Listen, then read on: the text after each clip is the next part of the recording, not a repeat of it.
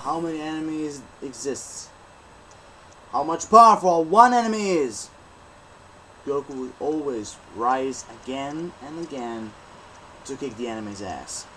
So beware, all new villains around the universe. Son Goku is coming.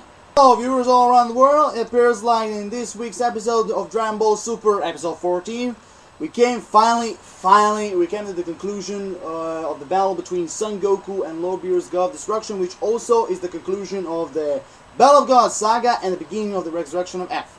Now everybody knows, if you watch Resurrection of F, you know what's gonna happen, who's gonna be their next villain, in a show words, Frieza.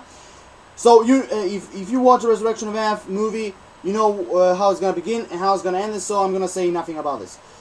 But the world I'm really excited about is the new saga that no one ever seen, only in Dragon Ball Super Universe, but also in Dragon Ball Z and Dragon Ball Normal.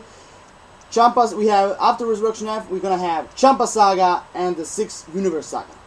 For the Resurrection F, like I said, I know what's gonna happen, but in those two sagas, I really want, like I saw in Dragon Ball Z and normal Dragon Ball in the Battle of God Saga, I want, you know, huge, mega, super, ultra Dragon Ball awesomeness. I want cool and great battles, comedy, like always, some drama, you know, it wouldn't hurt. In a show words, what I really want to expect is great villains and great, huge Dragon Ball fights. That's all I'm asking for the other two Champa Saga. Like I said before, the episode 14 I begin while in the episode 13 ended. The remaining battle, or should I say in the conclusion, the battle between Son Goku and Lord Beerus. You know, seeing at the first part of the episode was really kind of cool. You know, even if it was the conclusion. You know, seeing Goku with all his remaining strength, or should I say power limit and everything, like Lord Beerus was talking. You know, clashing with Lord Beerus and everything. 2 times he throwing Kamehameha on him. The first time Lord Beerus, like I said, he can reject Energy Blast, and the last time, you know, the clash of the Kamehameha and the Energy Blast of Lord Beerus, you know, creating that big energy, you know, some kind of Energy Blast like it was in the Battle of Gods, and seeing, you know, Goku just trying to stop, you know, falling on Earth, and of course, you know, the energy swallowed Goku inside, and of course, with one single punch of Goku awesomeness, he destroyed this famous big some kind of sun energy blast. He has some kind of big power to destroy Earth. Even if it was kind of funny, you know, to see, you know, when Goku tried to stop the energy blast and everything, you see, you know, Lord Beerus, like, first time, you know, make it quicker, you know, trying to destroy the Earth, and the next time, you know, 2 times. Number 1, number 2. You know, so he can make it grow larger and larger, you know, so he can stop Goku and destroy Earth. Which, in Lord Beerus' surprise, Goku destroyed the energy blast and everything, so somehow Son Goku saved the Earth. But the really epic thing was, you know, for me, you know, the first time when you see, you know, Goku turning normal and everything, you know, at the beginning you can think that finally, you know, the Super Saiyan God, the power limit and everything has ended, and he was trying to fall down on Earth like it was some kind of meteor, and you know, and see, you know, with all the flashbacks, you know, of seeing his friends and everything, you know, just remind that Goku has no limits. He's gonna fight until the end, because, like you said, Lord Beerus, even if you're a god, you can't judge or say or talk about some other, you know, enemy's limits.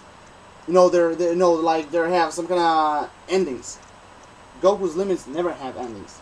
Until it's hope for Earth, trying to protect and everything, Goku's gonna be there and kick everyone's ass, even your Lord Beerus.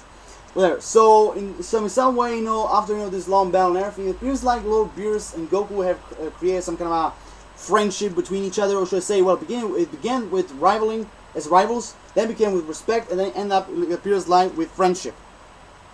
Which also, you know, Whis was trying to explain to Lord Beerus, you know, when they tried to go away, you know, to their own planet and everything, you know, to try to make, you know, Lord Beerus back in bed, trying to rest a bit and everything, eat something, and then good night for Lord Beerus, because Whis.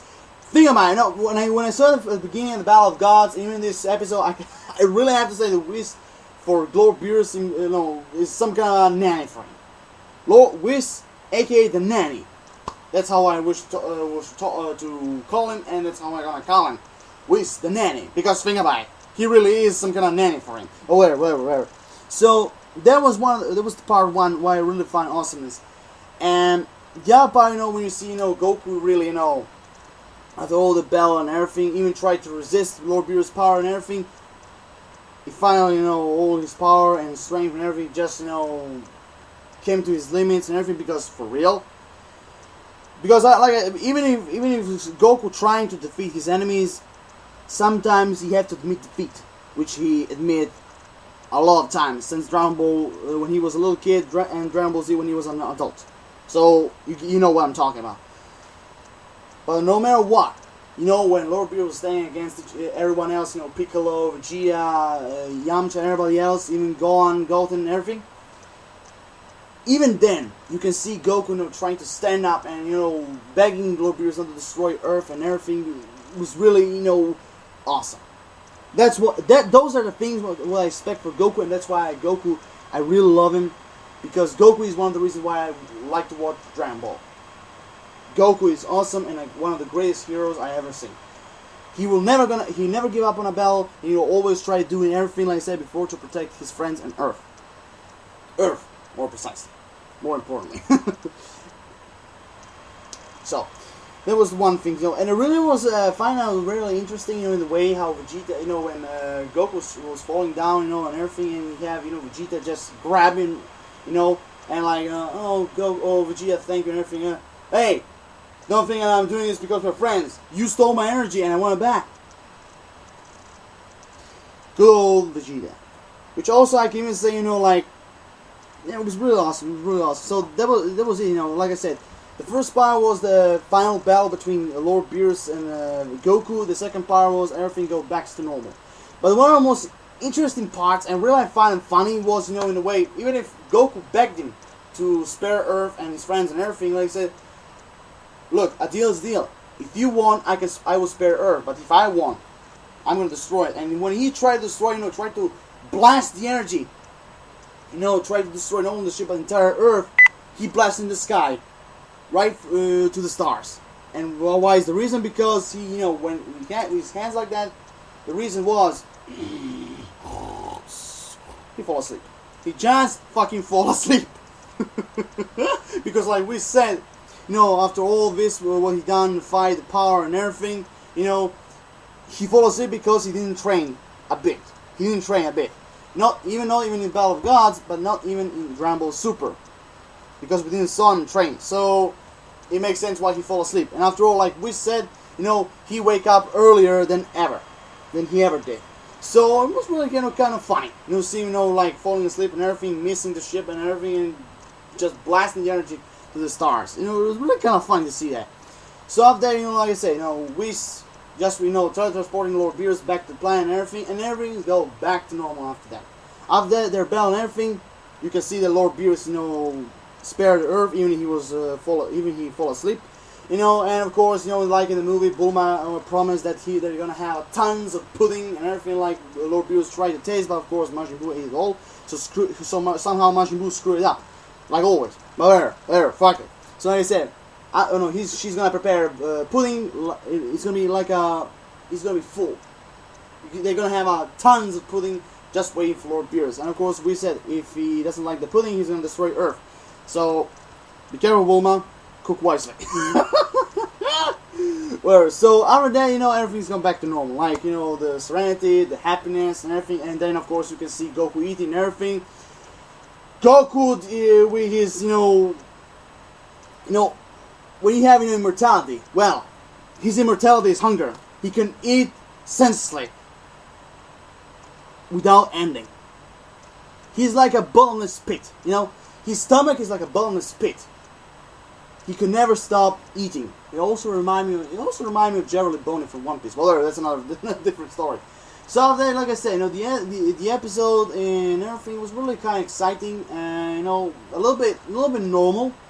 The animation was a little bit back to formal type of animation, but still was good. In the fighting and everything, the effects and all that. It was really good. And even everybody knows that Mr. Satan was a coward and everything. Somehow I was really, I was laughing But even I was sometimes not really happy, because of his daughter, he had to fight Lord Beerus, not only try to protect Goku, but trying to protect Earth, along with Piccolo, Yamcha, Krillin, Gohan, Gotenks, and everything. Well, whatever, you get the point. So it was really funny, to see Mr. Satan, just going there, try to fight, even how much asshole and coward he is. And of course, the other parts were really funny was in the way, where Lord Beerus was just, ready for fighting him and everything, and there you, there you have, like, Mr. Satan knows an iPhone, and of course, he's ringing, and of course, it's his secretary, and of course, it appears like there were the interview and everything. The journalists were bored of waiting him. So with a helicopter, with a helicopter, they came, right across the sea, where the ship is, and trying to film it like, oh, Mr. Satan's gonna do something. Mr. Satan's gonna be a hero and everything. All the kind of crap what you can wait for him. Well, it's waiting for him, more precisely. So yeah, and of course, at the end we have a little scene, there we have, Emperor Pilaf, and his crew, just rowing the boat and everything, across the sunset, right through the sunset, and of course swearing that Dragon Ball someday is gonna find him. They're gonna be his, and he's gonna, become powerful like he was in the Dragon Ball, when Goku was a kid at the beginning. So it was really kind of funny, normal episode, but it was still good. So here I am done, yeah. So as the conclusion of the Battle of God Saga was really great. Everything, the bell, the speech, and of course the ending scene with Vegeta, like, he doesn't want, the energy of Goku and the others. No, he wants to become Super Saiyan God alone, with his strength and power. So someday when he's gonna become stronger than Goku and beat the crap out of him, like he was telling 100 times when the Saiyan Saga Dragon Ball Z, when the first time Vegeta and Goku meet each other. He was telling that crap, and he never did. Well, except the time, when Babidi was trying to control his mind with a spell. But that's a different story. So here I am done. Rate the video, comment, subscribe like always. Give me thoughts and ideas. What you personally think about this episode. What do you think about the conclusion of Battle of God? Because I thought it was really cool, great. Animation was a little bit simpler, but it was still great. Drop your like or appreciate it. For subscribers, I'm really begging you to subscribe to me. It's not very difficult. Use a mouse. Click, okay? So peace everyone. Have an awesome rest of the day. Lord Shadow signing off like always. See you around in the next Sunday Dragon Ball Super episode. Which for my guess is gonna be really crazy. By seeing Mr. Satan transforming into a Super Saiyan. What?